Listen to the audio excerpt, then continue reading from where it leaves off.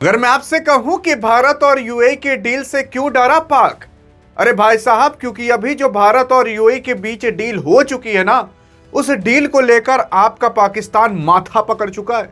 कह रहा है अरे मोरे मायरे ये क्या हो गया। लेकिन हाल फिलहाल आइए देखते हैं कि भारत और यूएई ने कौन से डील साइन की, उससे पाकिस्तान को क्या नुकसान होगा और भारत को क्या फायदा होगा। उसी के साथ साथ जो पाकिस्तान आगे की प्लानिंग कर रहा था कि आगे चलकर हम एक इस्लामिक देश, इस्लामिक नाटो बनाएंगे, वो नाटो की भाई साहब नौटंकी भारत और यूएई ने मिलकर एक ही साथ तोड़ दी, क्योंकि बीच में अब इजराइल भी आ चुका है। लेकिन सवाल ये उठता है कि आखिरकार जब यूएई के राष्ट्रपति भारत आए तो कौन कौन सी डीलें साइन हुई और फिर उसके बाद पाकिस्तान पर क्या असर पड़ेगा और भारत कैसे आगे बढ़ेगा। आप देखने की कोशिश करोगे तो हाल फिलहाल इमरजेंसी कंडीशन में जो आपके यूएई के राष्ट्रपति मोहम्मद बिन जायद हैं, वो प्रधानमंत्री मोदी के पास फोन करते हैं, कहते हैं भैया हम आ रहे हैं, हमें रिसीव करने आ जाना।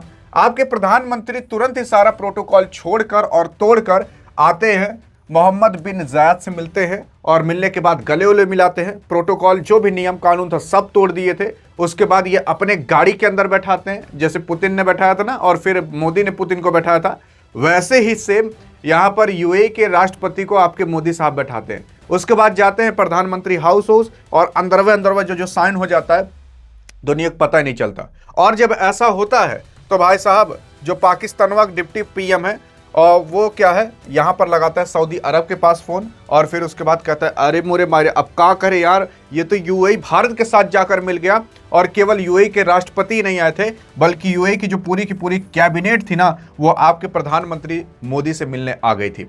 और जब मिली तो उसके बाद क्या डील हुए, पाकिस्तान पर क्या असर पड़ेगा, इसके बारे में चर्चा करते हैं। लेकिन अगर हम डील की बात करें तो डील ये कुछ इस तरीके से हुई थी। मैं आपको एक एक डील बता देता हूं।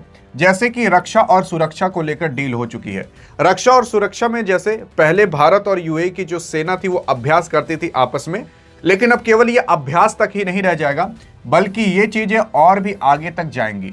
मतलब जैसे कि क्या पता हथियार खरीदना बेचना या फिर सहयोग करना और भी अन्य चीजें उसमें होंगी, आगे चलकर पता चलेगा। आर्थिक लक्ष्य को भी लेकर बातचीत हुई है और इस पर भी साइन हो सकती है। देखो अभी पूरा का पूरा डील साइन नहीं हुआ है, लेकिन कुछ है जो कि कंफर्म हो चुका है। जैसे यूएई ने तो डायरेक्ट कह दिया था कि अभी भारत और यूएई के बीच $100 बिलियन का ट्रेड होता है एक साल के अंदर।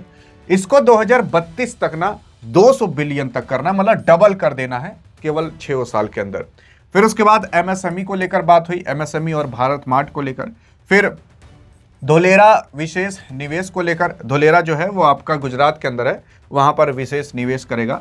ऊर्जा सुरक्षा को भी लेकर हुई, जैसे कि जो यूएई है भारत को एलएनजी यानी कि लिक्विड नेचुरल गैस भी प्रोवाइड कराएगा। फिर उसके बाद अगर परमाणु सहयोग की बात करोगे तो वो भी हुआ है, मतलब भारत और यूएई मिलकर न्यूक्लियर पावर प्लांट बनाएंगे, यानी कि जो न्यूक्लियर रिएक्टर होता है जिससे ऊर्जा बनाई जाती है वो भारत और यूएई मिलकर बनाएंगे। उसी के साथ साथ डिजिटल क्रांति को भी लेकर आगे बढ़ेंगे, मतलब वही जो एआई है, आर्टिफिशियल इंटेलिजेंस है, डाटा सेंटर है, उसको भी लेकर। और उसी के साथ साथ भारत और यूएई स्पेस में भी काम करेंगे, यानी कि आप सोच सकते हो कि जो यूएई है वो भारत के साथ इसरो के साथ मिलकर स्पेस में भी काम करने को राजी हो चुका है। हाउस ऑफ इंडिया को भी लेकर बातचीत हुई है, लोथल को भी लेकर बात हुई है। लोथल वही जो मैंने आपको बताया था ना, गुजरात के अंदर है, उसी को लेकर बात हुई है। फिर उसके बाद बहुपक्षीय सहयोग को लेकर बात हुई है। फिर उसके बाद यूएन जल सम्मेलन 2026 को लेकर बात हुई है। अभी इन सब पूरे पर साइन नहीं हुई है, लेकिन हाँ ये कंफर्म है कि ये सारे के सारे हो जाएंगे। यार आप कभी एक चीज ध्यान दिए, आई थिंक नहीं दिए होंगे, और ध्यान दिए होते तो आप ऐसा कभी कहते ना। असल में भारत के साथ अभी आप देखोगे 4 से 5 महीने के अंदर क्या क्या हो चुका है भाई साहब। 4 से 5 महीने के अंदर पूरा का पूरा यूरोप भारत की तरफ आ चुका है। यहां तक कि इसी 4 से 5 महीने के अंदर भारत और फ्रांस के बीच 114 राफेल की डील हो चुकी है। इटली भी भारत के साथ आ चुका है, रूस भारत के साथ था ही। और आप देखोगे तो कईयों ऐसे देश हैं जो कि अब भारत से मदद मांगने लगे। भाई साहब ऐसा 4 से 5 महीने में क्या हो गया, आप खुद सोचकर देख सकते हो ना कि यार यूएई के राष्ट्रपति तुरंत भारत से मिलने चले आए। आप सोच कर देख सकते हो, और आते ही केवल 120 मिनट तक थे, मतलब 2 घंटे से 3 घंटे के बीच थे, उसके बाद चले भी गए। और उसी के ही बीच इतनी सारी चीजें बात हो गई। आप अगर सोच रहे होगे केवल ये 120 मिनट रुके ऐसे ऐसे, देखिए इन सब की प्लानिंग ना बहुत पहले से चल रही होगी कि ये चीजें होंगी और फिर अभी आगे क्या हो सकता है इसके बारे में किसी को कुछ बताया नहीं गया है, क्योंकि ऐसे ही सब कुछ यहाँ जियोपॉलिटिक्स के अंदर नहीं हो जाते। लेकिन अगर ऐसे जियोपॉलिटिक्स संबंधित आप सोचते हो कि भाई साहब ये सारी चीजें मुझे पहले क्यों नहीं पता चलती, आप सोचते होगे ना, अरे पता चल जाएंगे। डिस्क्रिप्शन में टेलीग्राम का लिंक दिया है ना, वहां पर जाकर ज्वाइन करो भाई साहब, आपको फ्री में जो इंफॉर्मेशन मिलेगी ना, लाखों रुपए देने के बावजूद भी नहीं मिलेगी, आपके हाथ में ज्वाइन कर सकते हो। और नहीं तो नहीं भी। इस्लाम जो आपका इजराइल है उसने एक नया संगठन बनाने की कोशिश किया।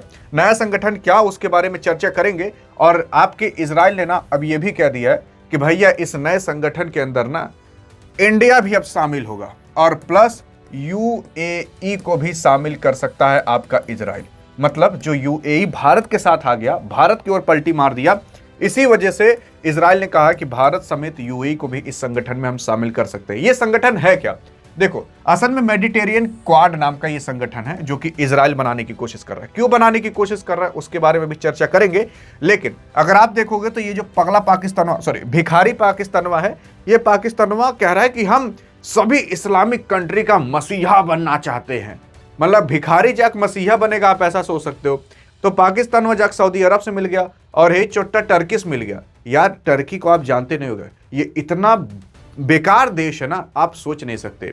असल में भारत का जब वो जम्मू कश्मीर का मुद्दा उठा था तो भारत के खिलाफ बोला था। पाकिस्तान में टर्की हमेशा पक्ष में रहता है पाकिस्तान के। तो आप ऐसा सोच सकते हो कि ये जो आपका है पाकिस्तानवा सऊदी अरब को मिला लिया, इधर टर्की को मिला लिया है और क्या रहा है कि हम एक इस्लामिक नाटो बनाएंगे। और इस्लामिक नाटो जैसे एक तो नाटो बना था ना, उसमें 32 देश थे, अमेरिका को मिलाकर, यूरोपियन कंट्री को मिलाकर, वैसे ही पाकिस्तानवा एक बनाना चाहता है इस्लामिक नाटो। इसमें कई सारे देश को शामिल करेगा। अगर सऊदी अरब पर हमला तो पाकिस्तान पर हमला माना जाएगा, पाकिस्तान पर हमला तो सऊदी अरब पर हमला माना जाएगा।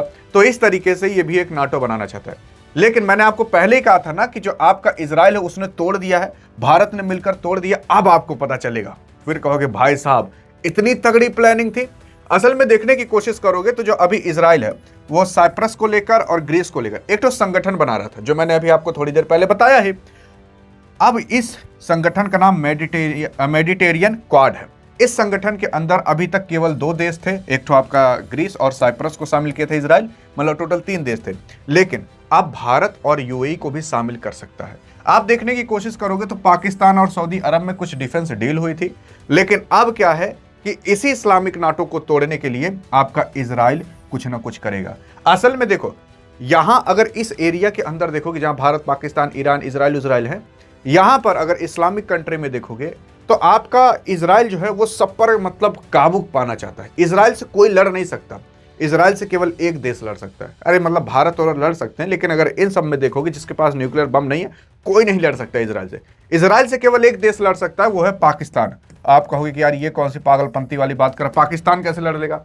देखो, पाकिस्तान लड़ नहीं पाएगा, असल में उसके पास न्यूक्लियर बम है ना, उसी का उसको बेनिफिट मिल जाएगा। और इजराइल इतना छोटे एरिया में है कि एक तो न्यूक्लियर बम गिराएगा, इजराइल खत्म हो सकता है। इस वजह से जो इजराइल है वो जबरदस्ती भारत को फायदा कराने की कोशिश करता है, क्योंकि अगर पाकिस्तान को यहां पर कोई कंट्रोल कर सकता है तो वो केवल भारत है। इसी वजह से इजराइल हमेशा भारत के पक्ष में रहता है, ताकि इधर पाकिस्तान को कंट्रोल किया जाए और भारत को हमेशा कोई ना कोई ड्रोन, कोई ना कोई फाइटर जेट, कोई ना कोई इक्विपमेंट देता रहता है, ताकि पाकिस्तान को काबू में किया जाए। क्योंकि पाकिस्तान वहां है भिखारी, लेकिन अगर भिखारी के पास न्यूक्लियर बम आ जाए तो बड़ा डेंजर हो जाता है। इसी वजह से आपका इजराइल भारत के हमेशा पक्ष में रहता है। और अब भारत को भी अगर इसमें शामिल कर लिया तो ये जो इस्लामिक नाटो फाटो बन रहा है उसको एक ही झटके में आपका इजराइल, आपका